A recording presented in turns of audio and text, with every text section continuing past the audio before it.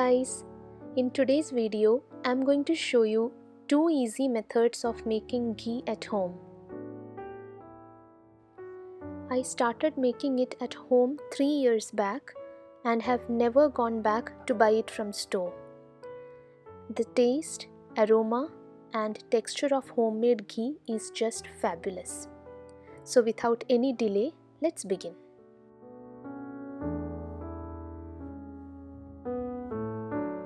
In the first method, we are converting store-bought butter to ghee. I have taken approximately 1 kilogram of butter in a pan, heating it on low-medium flame, and we will wait until it melts.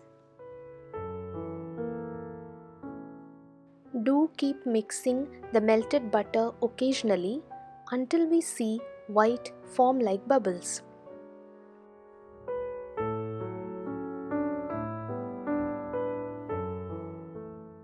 Continue occasional mixing and soon we will see the white form disappearing. Remember to keep the flame on low-medium throughout the process to get good quality ghee. After this stage, we need not stir the butter.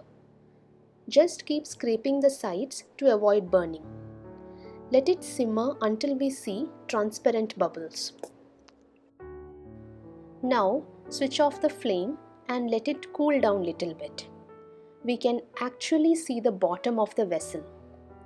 The butter have turned into clarified butter, which is very fondly called as ghee in India.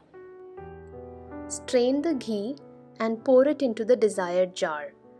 Ghee is still warm. Let it sit on the countertop undisturbed. And this is how it looks the next day. Second method is a two-step process. Only change from the first method is that here we are making butter at home and then converting to ghee. So let's see how to make butter easily. Into a mixer jar, add heavy whipping cream. I am taking around 1 liter whipping cream.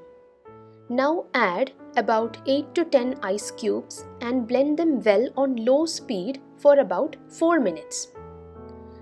Take a break and add about 4 to 5 ice cubes and blend again approximately 3 to 4 minutes.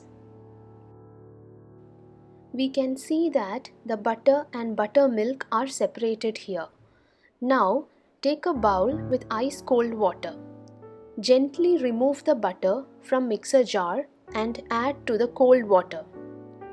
Once all the butter has been removed, squeeze out excess buttermilk from it and place it in a bowl or container. Unlike the store-bought butter, this homemade butter tastes so delicious and we can use it in many recipes.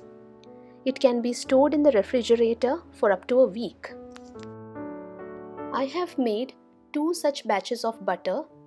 Now let's start making ghee in the same way as method 1.